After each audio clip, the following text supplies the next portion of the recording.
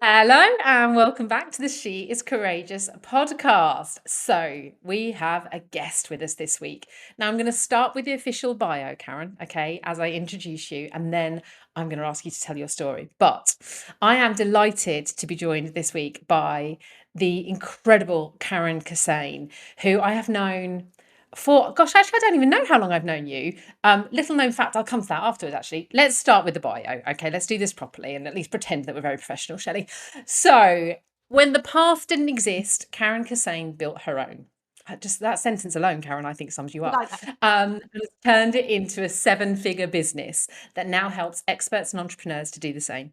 Karen is an award-winning business coach. She's an entrepreneur, an author, and a biohacker. And she's the founder of the platform ExpertSpace and the Biohack Your Business movement.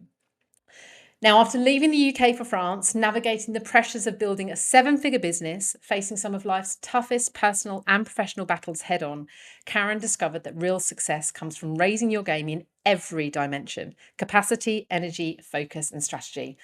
Now, I am one of the thousands of entrepreneurs that Karen has helped scale profitably by combining strategy with cutting edge systems, from automation and tech stacks to the neuroscience of energy management and simple but highly effective business strategies that work. I'm reading this bio, but I've read it so many times, Karen. I know that I shouldn't do this while I'm reading a bio, but as I'm reading it, I'm like, gosh, yeah. So Karen lives what she teaches. I would absolutely stand by that statement. Whether she's coaching business owners through high stakes growth, plunging into icy cold water to reset her nervous system, or challenging the old ways of working, she is driven by one belief: when you master your biology, you unlock your bravest business. Now, Karen, I know that you are on a mission as we sit here now in 2025, heading towards 2026, to share what you've learned over the years and the layers that have been added to that. I want to start by saying thank you for coming and joining us on the She is Courageous podcast. I'm so excited about this conversation. It could go in all kinds of directions. It is the She is Courageous podcast. All of my guests have incredible, courageous stories to share. And when I reached out to you, I did say to you, when I think of courage, you are up there in that list of people I think of. Now that bio is just wow, but that skims the surface. So, could I ask you to firstly say hello, because I haven't even let you speak yet, but of course, tell your story, Karen, and take us through kind of as much as you want to, that brings us to where we are now. Tell us about you, Karen, and thank you for being here. Thank you, Shelley. It's great to chat. It's great to be here. And you're right, this could go in so many different directions. Let's just see where it takes us. But Absolutely. yeah, my story, gosh, there's lots of stories. And, I'm just thinking, which story shall I tell first? Because I don't see it as one big story. I see it as lots of small stories that feed into the story of my life, I suppose. Oh, that sounds quite profound there. It's a lovely line.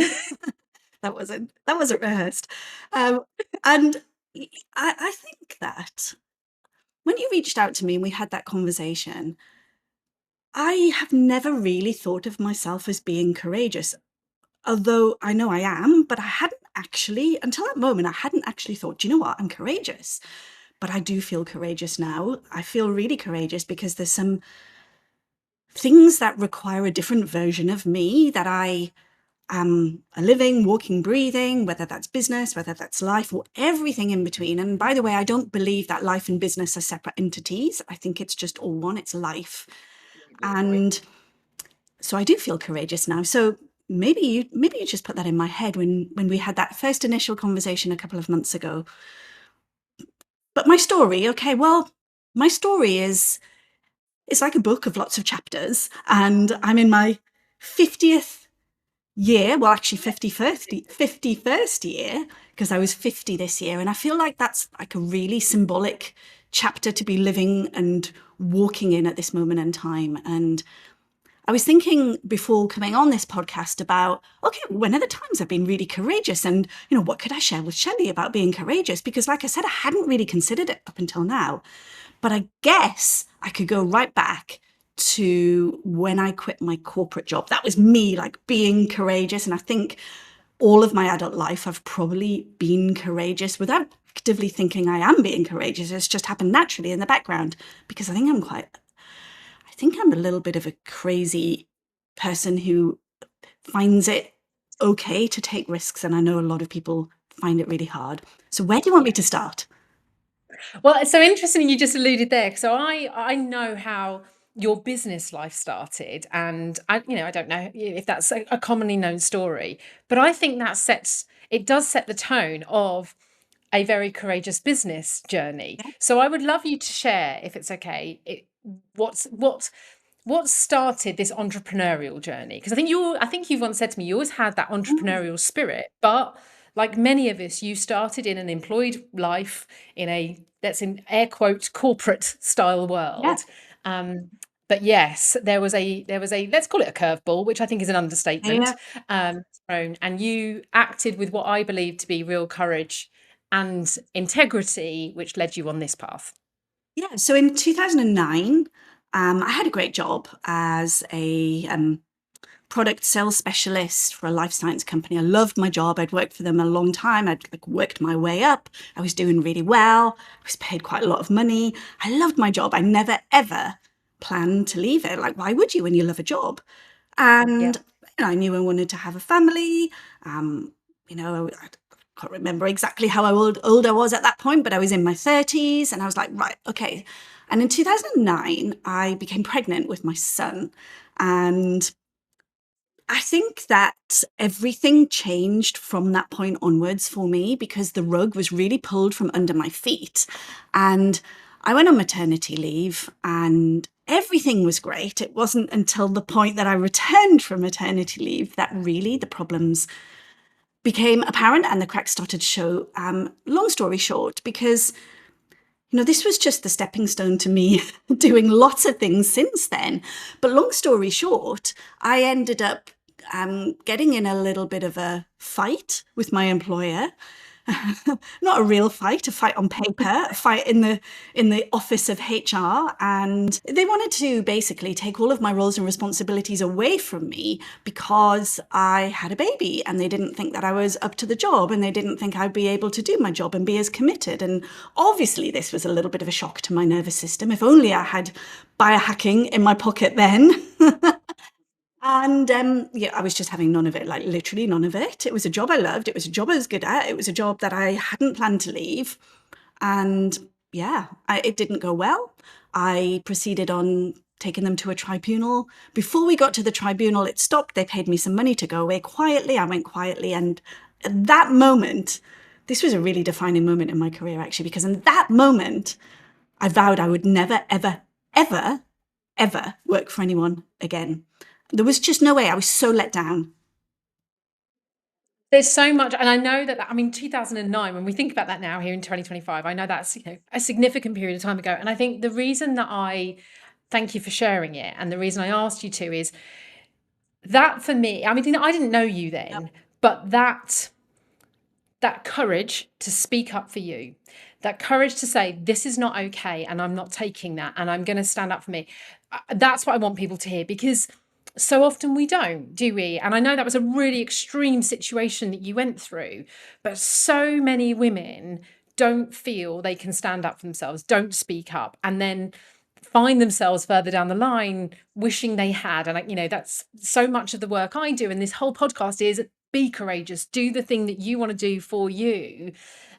Step into the discomfort. I mean, God, I can't even imagine what that experience was like. I guess that's why I wanted to share it, because it's that first moment, it's the defining moment that set you on the path to the Totally. next 15 Oh my years. God. Wow. I know that because my son's going to be 16 in a few months' time. But you know what? There's an interesting strand along this, and just hearing you kind of play this back to me and me listening to those words there.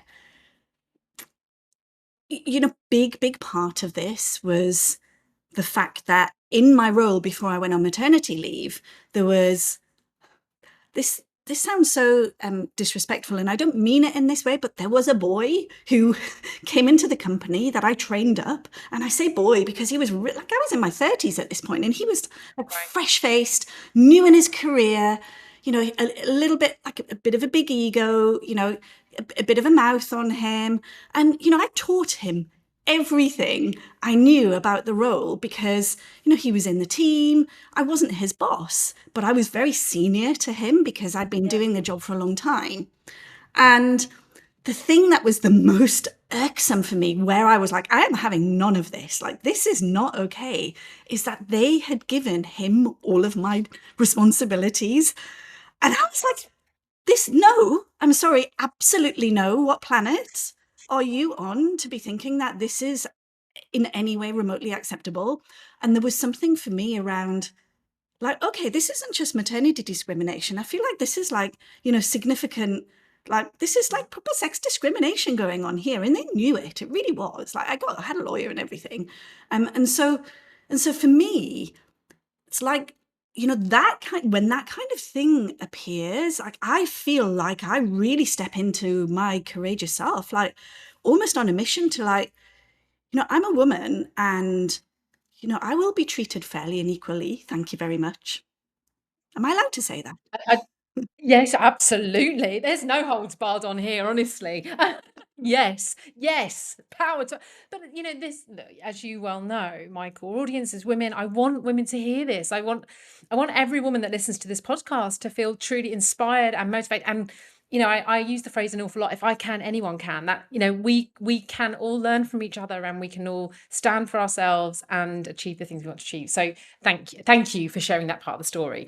Now, I think there's an underlying thing anyway, which maybe some of your listeners may have experienced or are experiencing, and I think that there is a bit of a disparity between, like, male and female entrepreneurs, and I mean, I know it. I wasn't an entrepreneur then. I was employed in an employed role and wasn't backed by my company at all. But actually, this has reared its ugly head a number of times in those 15 years since, and we might dig into some of this as well. I think back to, I didn't experience anything like that, but I was in the corporate world for 25 years. And gosh, even the line that I just said, I'm going to say it, but I'm really conscious. It almost sounds like I'm excusing it, because I was going to say, in that period of time, this kind of stuff, I think this stuff still goes on, quite frankly, but I worked in male dominated environments.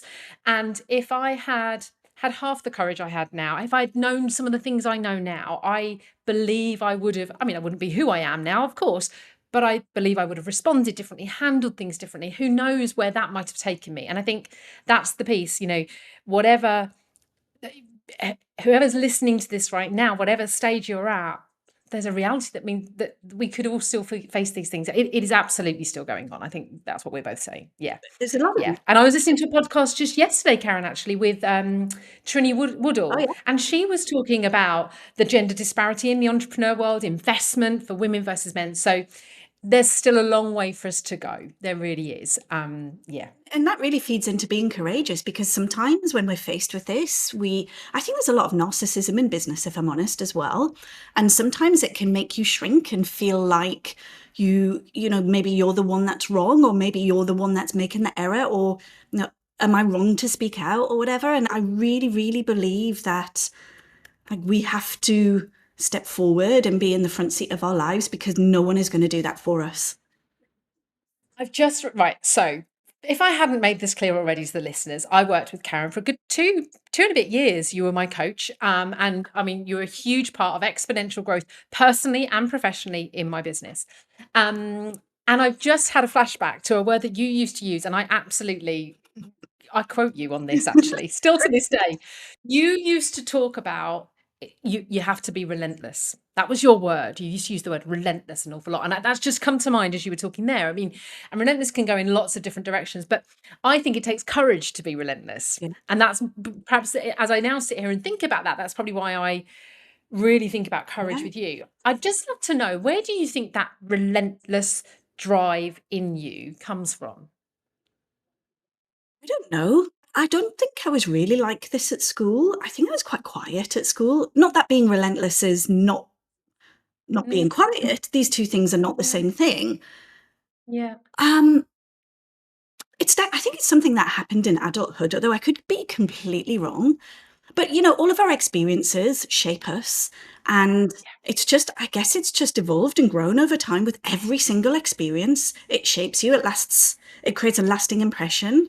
It changes you. It makes you take a different path. It's like that sliding doors.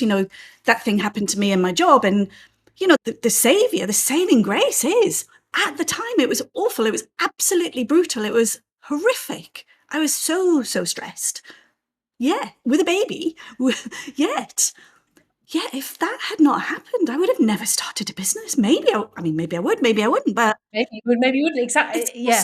just, it's insane. And so I think that my relentlessness has layered. And Right. I think I really Interesting. struggle to like just pinpoint one place where it's come Yeah. from. I think it's the That's culmination of lots of effects, lots of actions, lots of experiences over a number of years, which has created the version of me that exists today. Love that. And I think you are right. I think it is about layers. It's really interesting, isn't it? I've just literally had that flashback to you using that word, and Mm, now I think about the how I joined the courage and the relentlessness. So you beautifully talked about chapters. I know you're in your 50th chapter. I'm heading for my 50th, Karen. join the Um, club.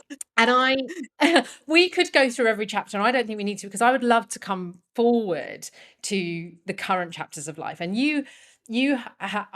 are very much, I hope I get this word, I don't quite know how to articulate it. What I see now of the Karen that leads her business the way she does, and you are carving out your position as a leader in the biohacking world. And you've really brought together, because you were always a very strategic coach. That's what I loved about working with you. And you've brought together, in the same way I always talk about, you cannot have one without the other, it's strategy and mindset. You've also layered in it's strategy, mindset, biohacking, and that kind of envelopes the lot. Now, I'm a relative novice in the world of biohacking. Most of what I know is because I follow you. Um, so let's talk about biohacking, because it's changed your life, right? Totally. I mean, not how has it changed your life? I mean, tell me that too. Where did this start? How did you find biohacking, if that's even the right question to ask? Could I ask you to just kind of share where this started to come from and how it's Sure. evolved to where you are now? I think we should start with what is biohacking, because some That would be a good start, people Karen. might be Yes. like, what the heck is Great. hacking? And I get Yeah. asked this all the time, and people think it's some weird, wacky, crazy thing. I mean, can be, and I'm sure there's some crazy biohackers out there doing all sorts of things which are classed as biohacking. But for me, and for a lot of people, biohacking, for me, my definition, if you like, is knowing what you need to do to get the very best out of yourself. So it's those subtle Love that. changes, or not so subtle, changes, adjustments, habits, shifts, tools, rituals, whatever, the things that I bring into my life that I know will help me on a personal level, on a professional level, will help me to get through my day, do all the things I need to do, will help me to be the leader that I need to be. Most people are not making those things a big enough priority, and they are wondering why business feels hard. They are wondering why they're not getting the results they want. They are wondering why they're waking up exhausted every day. And through my own experiences over the last however many years, I just came to the massive conclusion that strategy alone is not enough. And I trademarked that because it's so true. And also, I came to this realization through myself in, okay, I know what I need to do. I've got the strategy in front of me. I'm tired. I can't be bothered to get at my desk. I want to go and do something else instead. Hang on, I need to get a handle on this rather than Right. on the strategy. The strategy's great, but there's something about me today in this moment that is making it hard for me to go and do the work I need to do. What is that? What is that about? Because if I don't deal with that, the work doesn't get done. So strategy is not enough. And so I realized this in myself. I realized that if I could go and, turn the shower on to freezing cold in the morning when I wake up tired, oh my God, what a difference that makes. If I could go out for work and get sun on my face, my God, I feel really good. And this isn't just a random thing. There are biological reasons that these things help us, Mhm. that translate our mind, our brains, our body, our biology. This stuff is really effective, and it can be tiny. I like every morning I listen to binaural beats when I get up, and I do a couple of hours of deep work. Binaural beats are incredible. If anyone here is like, what are binaural beats? Go and Google or ask Google it. ChatGPT. I did when I first heard you talk about it. Just listen to them over breakfast every morning.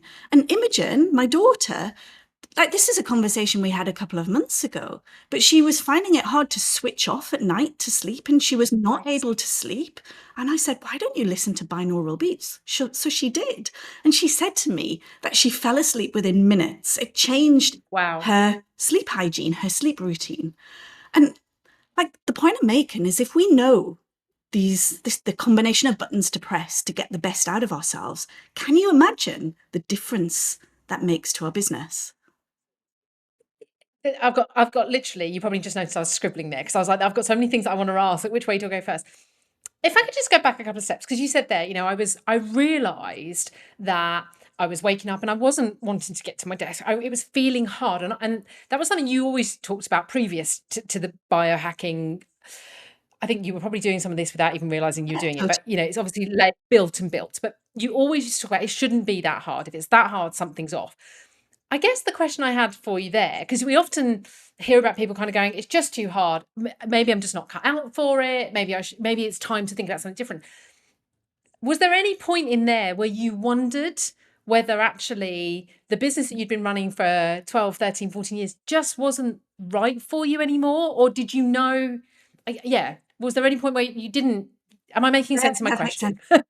I think I know exactly what you're asking. The answer to that question is yes, and that's why I pivoted to Biohack Your Business as opposed to just all of the strategy. It's like the strategy and the biohacking, and that came Mhm. at the beginning of last year, which we can talk about. Yeah. But I think we need to be clear on the difference between waking up in the morning and just feeling like I'm tired and I'm struggling to get to my desk because I didn't sleep very well last night and I don't feel like working today, to, oh my God, I felt like this for weeks or months. There's a big difference. Right. Very big difference. And I guess for anyone listening right now, and I know that you would, arguably you would say, well, start over here with looking at some of the biohacking principles. But if that wasn't the only answer, what else would you say to someone that might be listening right now and going, what, I do feel like that. And yes, okay, there might be something for me to learn around biohacking, but with your business experience too, what would you suggest someone might want to just think about or consider Yeah. on both sides of the coin? Yeah. It's going to be really hard to build a business that you don't feel excited about. If you don't feel energized about sitting at your desk and doing the work, I don't mean in the moment, just in that one day where you feel tired. I mean, overall, it shouldn't be that hard. You've got to fix it. You've got to make a change. I guess you'd say that this is about alignment. This is about like feeling energized. Um, your business should give you purpose and vitality. And if it isn't, then there's a fundamental thing. But it's complex, right, Shelley? And you know this because, okay, and you must see this with your clients all the time. Okay, we're going to change everything. I don't want to do that at all. Like, it totally feels misaligned. I don't want to do that. Oh shit, this next thing feels misaligned as well. Oh no, I'm going to change that too. And then what we end up in is this perpetual cycle of, no, that's not right either. I'm going to move on to the next thing. And this is just when people jump from one thing to the next. So actually, it's not about the alignment in the business. It's about them. It's about Yeah. like maybe who they are or what they want to do or. And this is the piece where, and we're going to come back to the actual route I want to talk about, which is biohacking. But I think it's such an interesting conversation because, again, I'm 49, I'm heading for 50. A lot of my audience are in that perimenopause, menopause journey too. That's having a massive impact on us. But, there's no denying the landscape of business has shifted and changed over the last few years. It's not easy. If it was, everyone would be doing it, right? And so I've had lots of conversations. We've had a few guests on the podcast where people have made the decision to come away from one business model, move somewhere else, and that's absolutely the right thing. And I guess it was just important to kind of bring that in, that it could be a number of things going on. I want to go down the biohacking route because it's been so pivotal for you, but I just found myself wondering that question. So let's get into this biohacking. So we know what biohacking is. It's been a game changer for you. You kind of talked about some of those routines and elements you've layered in. I'd love to know.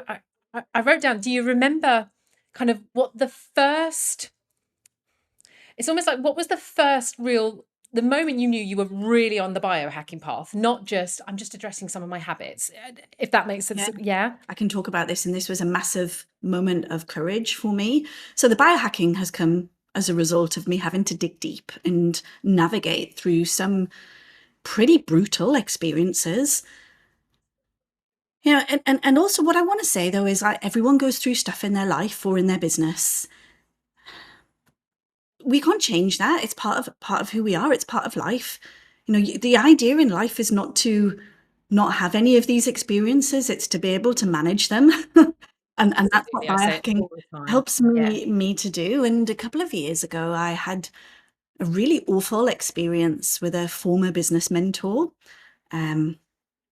which completely derailed me. This was someone I'd worked with for almost the entirety of my business.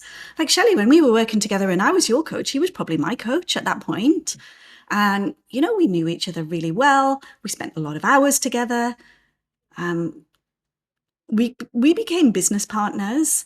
And without telling you the really gory warts and all story, which I might, he ended up acting in the worst way imaginable as my business partner. And, it doesn't take too much of a genius to work out like what that could be. And he ended up ceasing to become my business mentor and my business partner as a result of that.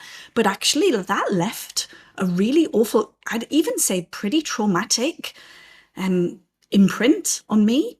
And so this is going back like 2 years, maybe a bit longer than that, 2 years perhaps. And the moment where it became, hang on, this is actually biohacking, was the moment where I was like, I feel really awful inside. I have to protect myself. I have to feel good about all of these clients I'm looking after. The fact that I've got to get on a call and run a mastermind with like 35 people in. The fact that I've got this launch that I'm doing next week. Actually, if you remember, that's exactly when it happened. Just before I went into a Thrive launch a couple of years ago. And I knew that I had to pull myself back from this situation that was consuming me. And so that's when all of the normal stuff went out of the window. The stuff that I'd just been doing routinely went out of the window. I was like, right, okay, what the F am I going to do to protect myself here? And I just started to get really obsessed with, okay, what am I not doing? And that's when bit by bit I started, I remember one day, actually, this was as we were going into winter, and I went in the sea and it was really cold. And I remember how I felt when I came out of it. And it was like, it just took away all of the stresses and worries. And then I went in the sea again, and like the colder, the better. And there was something about the cold water on my skin had a really incredible feeling of feeling alive, feeling in control, getting my power back, feeling courageous. And I think that was really where it started. A lot of the stuff like the meditation and the whatever, I was already doing that, but it's like, okay, this is when it stepped into full blown biohacking. Wow. I've got two questions. It popped into my head. If someone were thinking about starting to explore biohacking, is that where you would say start? Cold water? Because you mentioned it a couple of times. So you talked about the shower, you talked about the sea and the power that has. Or is it a very personal experience? And actually, you can't recommend because everybody's, yeah. I don't know. Yeah, there's a few answers to this question. So if we remind ourselves what biohacking is, it's about knowing what you need to do to feel great. My line here is when you feel good, you do good. So the better you feel, the better work you're going to do. It's obvious. It's like a really simple equation. So when I feel good, I do good. So how do I make myself feel good? How do your listeners make themselves feel good? And the simple question I would ask anyone right now is, okay, what makes you feel great? Like, what makes you feel like your best? What makes you feel in flow or on fire or, in your best, your best mindset possible? Because we don't often ask ourselves those questions. Often people sit at their desk and go, right, okay, what am I doing today? Oh my God, this is hard. This is hard. Take a step back. Go and do the thing that makes you feel great first, and then sit at your desk and notice the difference it makes. But honestly, I can guarantee that in the moment, if you turn your shower on to freezing cold, you'll hate it, but you'll love it afterwards. I hate it. It's awful. But afterwards, I love it. I don't like it in the moment. Like no one would like it in the moment. Oh, but there is a difference. And I know I have talked about cold water a few times. I hate getting into a cold shower. I will do it, but this isn't my go-to. My go-to is plunging. So not the shower, not the cold water above my head, actually getting Right. into cold water. And now we can't, right, okay, we can't talk about plunging cold water and not talk about. So I think you did it just before your 50th. It was, It's before. okay, right. So please tell the listeners what on earth I'm referring to. It has to come from you because I will get it completely wrong. So you did something which I think is crazy, definitely sits in courageous bucket, but also aligns with everything that you're describing, and the things that you've been discovering really, really are powerful for you. So tell us what you did Yeah, this there's a year. story around this, and this is probably the best example of me being courageous. I mean, there's lots of examples of me being courageous, but this is up there. This is good for this podcast. Okay, so I turned 50 on the 24th of February. 10 days before that, I did an ice dive in February in Finland. The air temperature outside, it was snowing. It was like -18. Thanks. And this wasn't just getting into I feel cold just hearing you say it. This wasn't just getting into a icy cold bit of water and then getting back out again. When I say dive, I mean dive, like under the ice. The ice was 20 centimeters thick. And I, like the crazy person that I am, and I think we should unpack this because there was funny shit going on for me with this as well. Like through a drilled out ice hole and along a rope, and I popped out under the ice through another hole, set like 20 seconds later or whatever. It was crazy. I can't, I mean, I feel cold hearing you tell the story. And the things I'm thinking about, like we talk a lot about fear in the mindset space, right? And fear is at the root of so much that we do and don't do. Okay. Now, I always say the goal is not to, you said earlier on, it's not to not have these things, it's not to avoid any, any crap going off in life. I always say the goal is not to not feel fear, because that's just a goal that no one's ever going to achieve. It's to know how to move through it. And so, were you scared? And did you feel fear? And what moved you through that fear to go under that ice and along that 20 meter? Yeah. There's actually a really cool story here, which I'm going to share. So I did this because I wanted to feel strong. I wanted to prove to my 50-year-old self that I can do whatever I can, that I've still got it in me, and now and at that time and last year I was going through quite a lot of like personal things in my life, which again were quite brutal. They give you a battering, again, how I know that this was cold exposure. This was the shower on steroids. And I wanted to feel alive. I wanted to feel strong and empowered. So that's why I did it. I didn't know that I would definitely do it when I went. Okay, that's interesting. Because actually, that's just what popped into my head. Was there any moment of, can I do this? I thought I could do it, and I knew I could do it, but I wasn't 100% sure that I would definitely do it. And there was some quite rigorous training before. This guy, Liu, and he's amazing. He's the biohacking expert who comes on my retreat. So like, if you're listening to this, go and look him up on Instagram. He's incredible.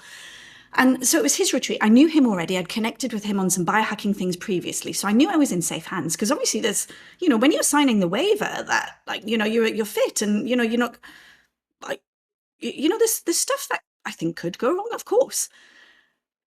And there was a lot of rigorous training beforehand. It was like a weekend, or arrive Thursday, do the training Friday, do training Saturday. It's the cold exposure and the breath work, because of course it's the breathing that really gets you through it. Like, because like breath work is massive. It's a massive biohack of mine. I control my emotions every single day through breathing. Okay, because what you're doing is you're controlling your oxygen, the distribution of oxygen in and carbon dioxide out. Okay, and when you do that, you control your body, you control your brain, you control how you feel in a moment. So it's so powerful. So a big part of doing an ice dive is knowing how to manage and control your breathing, because then you control the fear, you control the emotions, you control your physiology. It's insanely amazing. I love this stuff. Can you tell? Yes, I can. And so then we did the training and we did a breathing exercise the day before on the Saturday. So we're all lying in this retreat house in deepest, darkest place in Finland, surrounded by pine forests, very close to the Baltic Sea, snow outside in February in Finland. And I'm looking at the kind of distribution of who's on this retreat. There's some middle-aged women. I was the second oldest.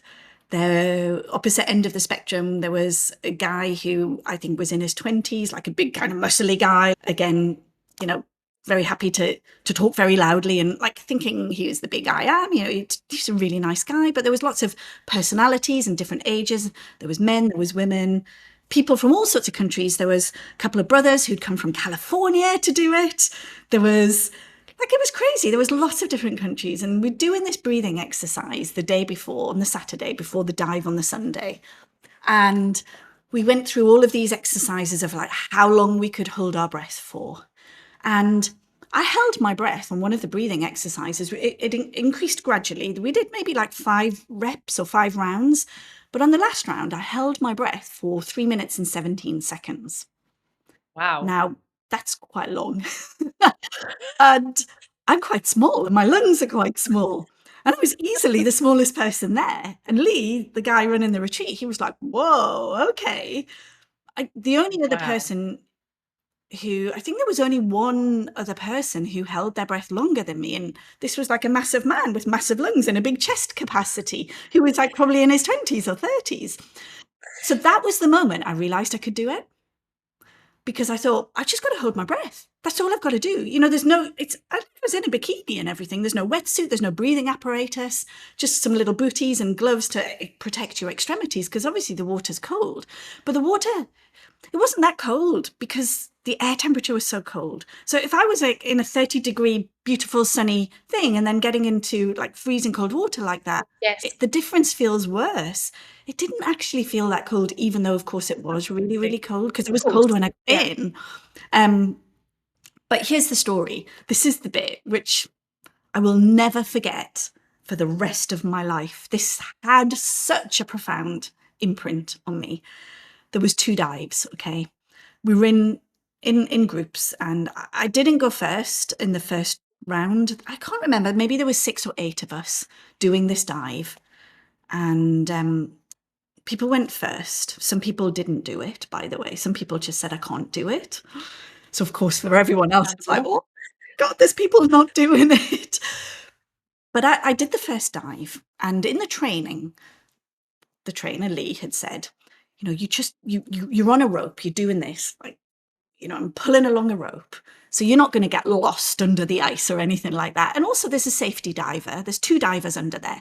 There's a safety diver who's watching your every move, like, I guess, watching your face. You've got a mask on, not a head thing, just like a mask over your nose and mouth so you can hold your breath. And then there's a diver capturing it on camera. Right. And so Lee said it's only about 6 or 8 pulls along on this rope, and then you're out on the other hole. Well, I took him at his word quite literally. And I went under. So the way, like, he sits on the side with you, and then he's like, right, okay, give the diver the nod when you're ready. So the diver goes under before you. So I sat there and I just composed myself and I gave the nod to the diver on sitting with my feet in the ice on this ice hole. And I took my deep breath and went under. And then I started counting 6, 7, 8, 9, 10, 11, 12, 13, 14. And I'm like, what the hell? I thought it was like 6 or 8 pulls. And it was something like 16 pulls.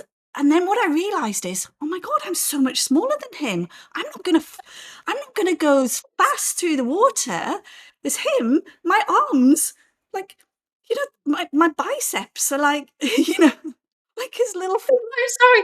It's not funny, but it is funny. But oh my gosh.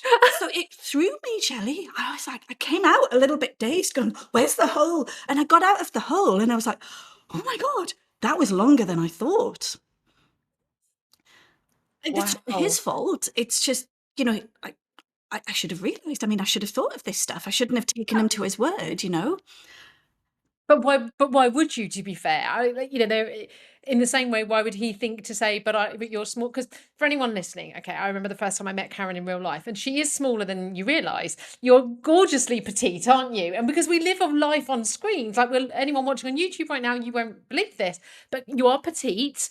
So you've got littler arms than I'm guessing Lee Ewan has. So, wow. That's I actually can not the only story. imagine. That's not the story. So Oh, this is the build up to the story. So then it was like we get 2 dives. So I thought, okay, I'm definitely going to do the second dive. But there was just this little thing in my head, a worm in my head going, ooh, that first dive freaked you out a little bit, Karen. Are yeah, you really going to do a yeah. second dive?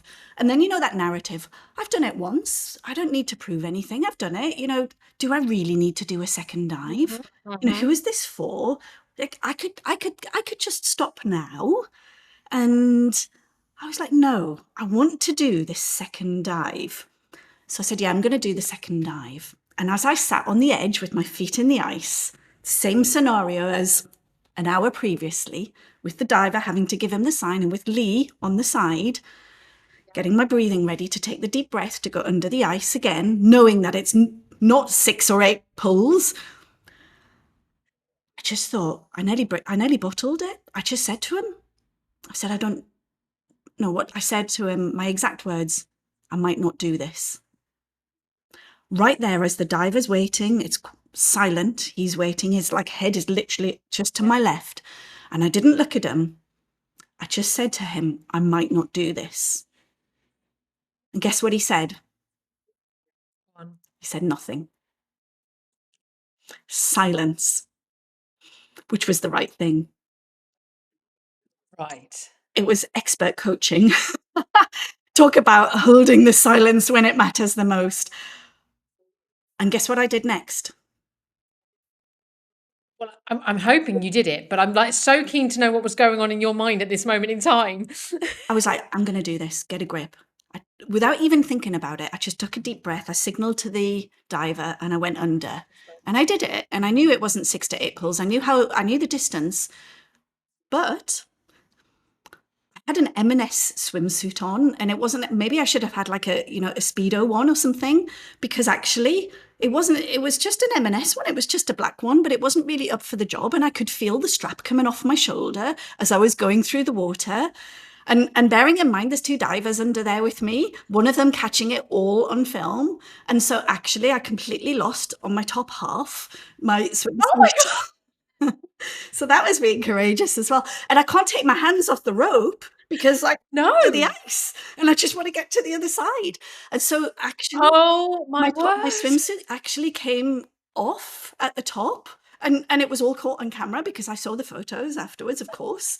And I came out laughing this time rather than gasping for air. Wow. But the, Oh my but the story, gosh. I mean, that is a big part of the story, Shelley, is that actually I did it when I didn't think I would, and that is the yeah. hardest. I've never overcome my inner voice like that ever. And do you remember? I mean, obviously, I'm sorry. I'm going to try and come away from the topless part at the end. You said we could talk about I mean, how do you this. top that? It's brilliant. But I guess, do you remember in that moment? I mean, Lee saying nothing, you're right. I mean, that is incredible coaching. Like, hold the silence, let her work this through. How did you do you remember in that moment what that internal push was? Yeah, it was forwards or backwards. And if I don't do this now, what else am I saying no to? That's just given me goosebumps. That statement has just given me goosebumps, right? I want everybody to go back 10 to 15 seconds and hear that again. That's I mean, that's so powerful. And the message we send to ourselves in what we do and we don't do. Every time we take the action, we're showing ourselves. Every time we don't, we are reinforcing our own doubts, right? Forwards or Wow. backwards in my life. That's just incredible. Gosh, that is a story for life, isn't it? Okay.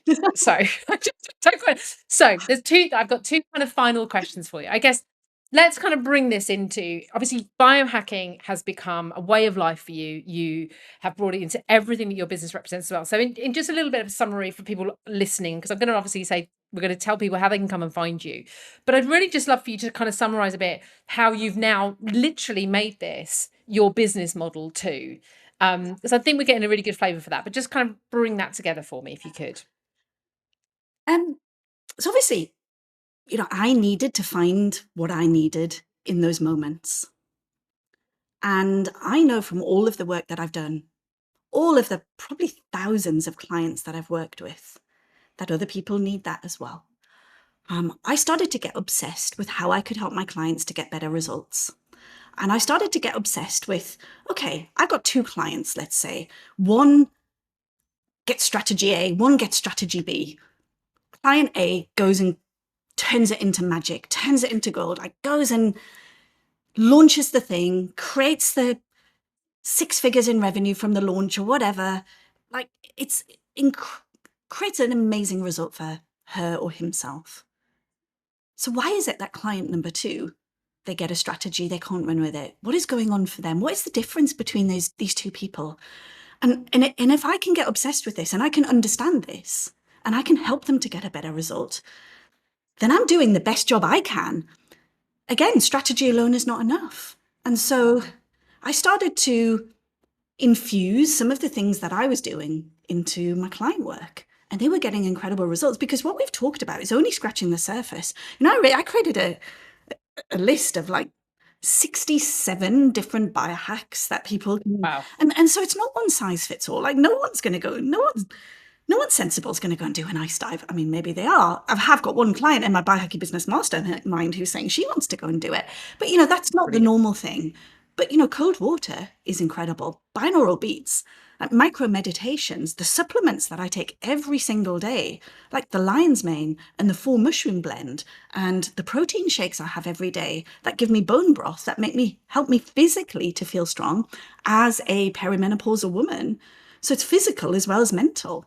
Like the ice dive was completely mental. Physically, I was fine. I proved that to myself with the breathing. But physically, I need to be strong.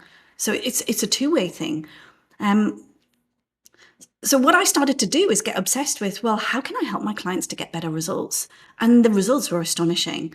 And people, my clients, my one-on-one clients, because I tested it out with one-on-one clients, first of all, before I launched the whole thing, I wanted proof of concept. Like, just because this works for me, it doesn't mean it's what people want.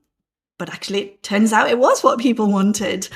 And my clients were coming to their one-on-one calls and I was saying, right, okay, like talk to me about your launch, here's the audience growth strategy I've developed for you. And they're like, no, can we talk about, my energy? And what I realized is actually they were really interested in this and this was making a difference to them.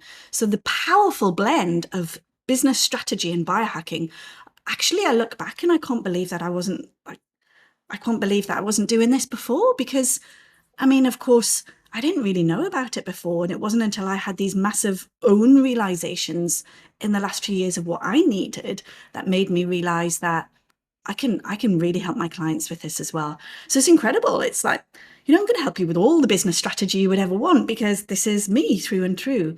But on top of that, you're going to feel amazing so that you can actually implement the strategy because it's strategy, it's implementation, but also it's integration. You have to fundamentally change how you feel about yourself.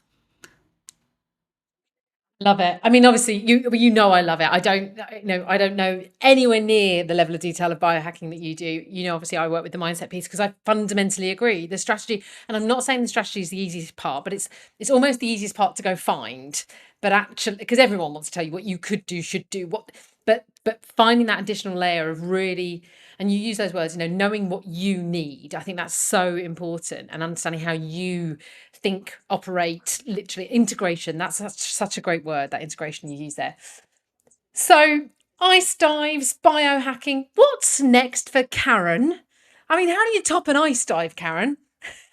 There's a bit of a weird part of me inside that thinks I might do one again. Really? Wow. With a sports with a sports swimsuit, a proper swimsuit. I mean, it wasn't not a proper swimsuit, but it was like a Marks and Spencer's one rather than a Speedo one.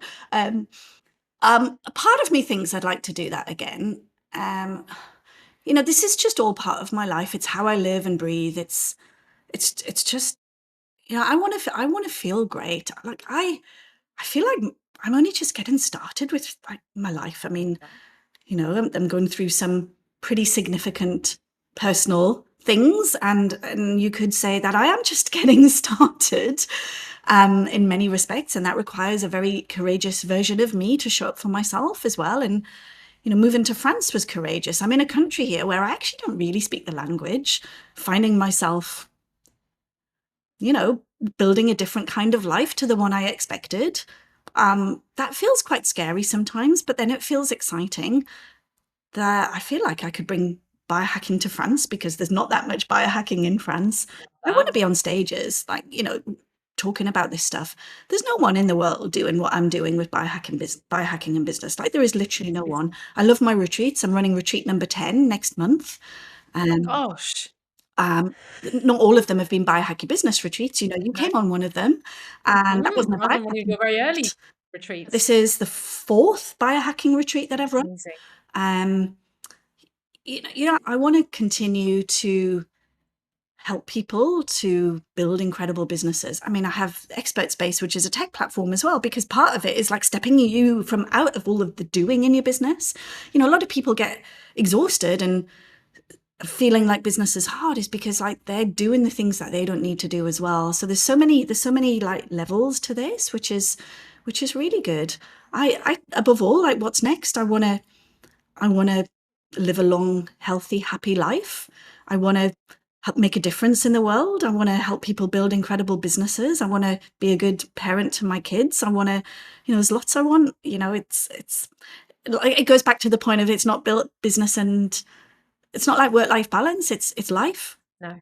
Yeah, it is. I loved. I mean, obviously, you shared openly. You've turned 50 this year. You kind of said, "I feel like I'm just getting started," and I think this is such a great message we're sharing with people these days. That, don't get me wrong, the young uns that are listening, listen to this and take the wisdom and like live it. But there are so many of us that are in that kind of that. I mean, I started my business at 42. I'm heading for 50 next year, and I genuinely feel like I'm in the best era of my life too. And I want that to be the message. There is definitely not an old thing going on these Oh days. So God, I love no, that. not when it comes to No, business.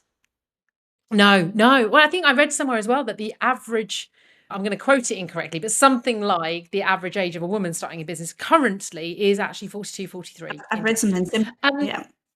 yeah. If 50-year-old Karen could go back to speak to 2009 Karen just before it all went off, what would she say to her?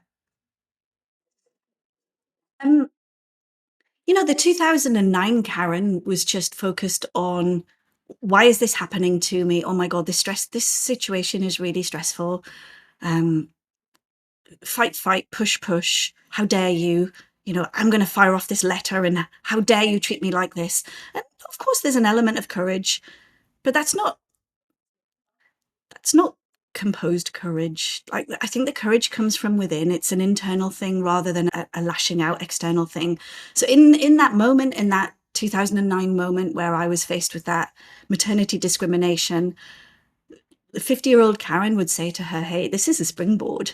Take the step and see where it takes you. Because actually, my God, imagine I hadn't taken that step. My life would be completely different." Like you said earlier about the sliding doors piece, it's one of those that I don't think we should dwell on too much because we are where we are. But it is so interesting when you take that moment and think, "Gosh, imagine how differently things could have gone." And not doesn't matter whether it's better. You are where you are as a result of everything that you have gone through and experienced and loved, endured, all the words. There's a quote But I yeah, it's just love. interesting. There's a quote I love that sums Absolutely, this up, and it's, "What if your worst day turns out to be your best day?" best day. Yeah, That gives me yeah. goosebumps. And that feels like the perfect last moment. In fact, I'm not even gonna, I sometimes say, what would you say to our listeners? I want that to be the next line, because I've got goosebumps with that one too. Karen, thank you. I mean, I could sit here and carry this on probably for hours, quite frankly. I'm so grateful for you joining us and sharing your insight, your story, telling us more about biohacking. Where is the best place for people to find you if they want to come and find out more about you and biohacking in your business, which is what you are all about? Yeah, I hang out on all of the social media channels. You can find me on Instagram. You can come and connect with me on Facebook. I'm trying to get a little bit better at posting on LinkedIn. I find it. We'll get there. Apparently, it's where it's at these days, isn't it? LinkedIn is definitely having a comeback moment. You know, come on one of my retreats. That's what I say. Come and experience it. Brilliant. We will put all of your links in the show notes. I think you have got, as you said, you're about to run your 10th retreat. I think I came on your first or second retreat, actually. How amazing is that? That 10 retreats is incredible. So coming from someone that's a little bit behind you, but about to run her fourth, just incredible. Thank you so much for joining us. It's been an absolute pleasure to speak with you, to share this with our listeners. I am so grateful to you, Karen. I really am, for more than just this podcast, because you've been in my world for a long time. In fact, I don't even know if you know this. I can't remember if I ever told you that. So Karen, when we first connected, but we didn't really connect because that's not what you do, it's when I was actually doing my coaching diploma. And you assessed me for one of my scored assessments for my diploma. You gave me the most constructive and useful feedback of any of my assessments, and I'm not saying that just because you're on the podcast, because I don't need to. And then I remember finding you afterwards and following you, and obviously then becoming one of your clients. And I'm so grateful that I've had you in my world. So thank you, and thank you for being on the She Is Courageous podcast. Really grateful. Thank you, Shelley. It's been great. Loved it.